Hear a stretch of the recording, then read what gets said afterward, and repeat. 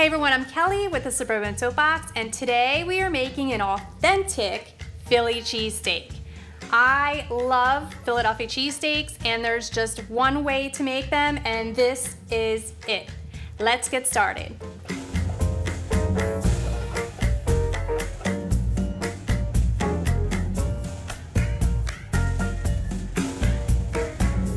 So to make your Philly cheesesteak, you're going to need a shaved steak or a beef steak. Traditionally, they use a ribeye to make Philly cheesesteaks at like Geno's and Pat's, and you can certainly make your own shaved steak, but if you are lucky enough, like I am, to have a grocery store that packages it for you, certainly pick this up. This will work just as well. I also have some onions and cheese. I like to use American cheese, but we always get Whiz when we go to Geno's or Pat's or anywhere downtown. And then Amoroso rolls. So they look like this. They're not all over the country, but if you can get a hoagie roll that looks kind of like this, it's a long Italian roll. That's traditional for a Philly cheesesteak. And when we go to order our cheesesteak, we get extra Whiz wit, and wit is with onions. So I'm going to make my cheesesteak with some diced onion, and we're just gonna quickly dice it up. And when you go to a cheesesteak joint in Philadelphia, they usually have like a giant pile of fried onions off to the side, and then they just add those into the steak once they cook it. Okay, now that we have our chopped onion, I'm gonna add just a little bit of olive oil to the pan.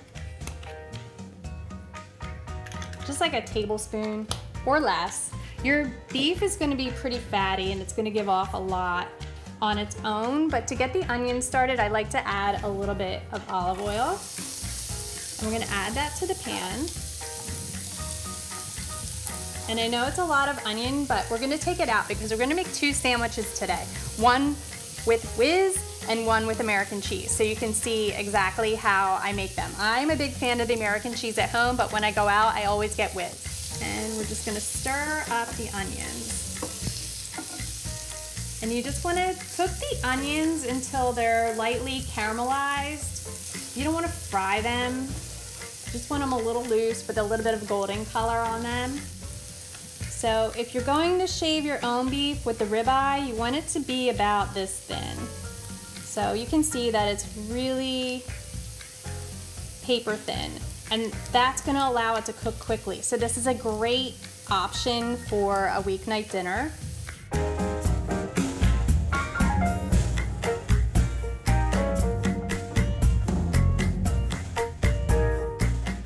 Now that the onions are out, I've started adding my steak, the sliced steak, to a pan. And this is gonna cook really quickly because it's so thin. So like I said before, this is an awesome weeknight dinner. And we're just gonna put it all in there in a single layer.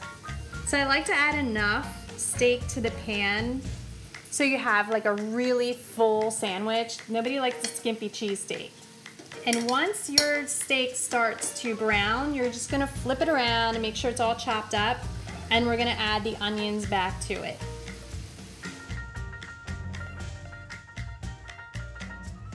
You wanna make sure that you cook your steak so that it's no longer pink inside. So at this point, our steak is pretty much done, and depending on how fatty your beef is, you might wanna drain off a little bit of the fat, just so it's not soaking down into your roll and making your sandwich all soggy. So before I add the onions back, I will drain off just a little bit, not all of it, because fat is flavor. Just a little.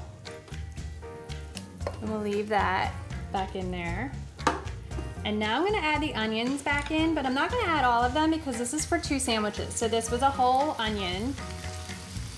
And I like to make the sandwiches one at a time because not everybody likes the same thing in their sandwich.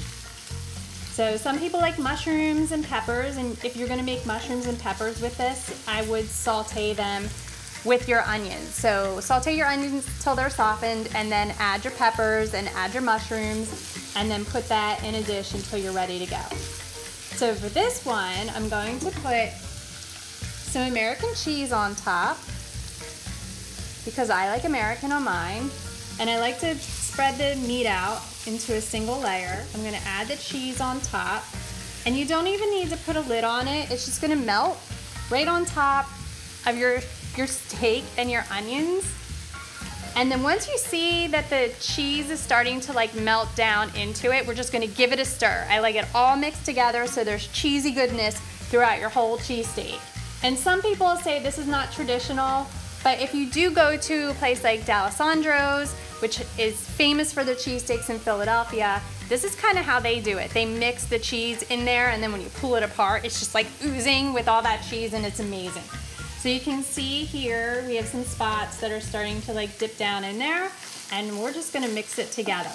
We're just gonna melt it so that it becomes a cheese sauce. All right, so now we're just going to put all of it, yes, all of that into your roll. That's cheesesteak number one. That's how you make a real Philly cheesesteak, just like that. So for this cheesesteak, I'm gonna make it with extra Whiz, wit. Onions are already in there.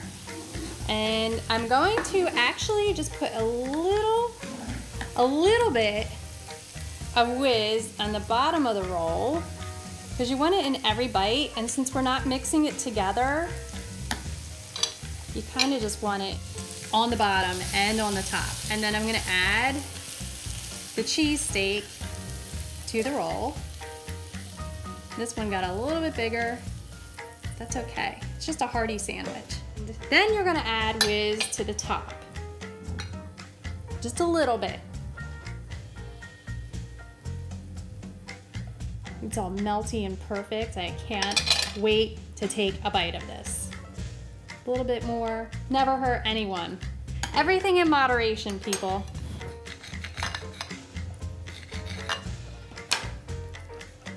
And there is your Philly cheesesteak. So I'm gonna take a bite. Oh my God, so good. It's savory and salty and cheesy and perfect. All the flavors of Philly right in that sandwich. If you like this video, please be sure to like and subscribe to my channel. For more recipes, go visit thesuburbansoapbox.com. Thanks again.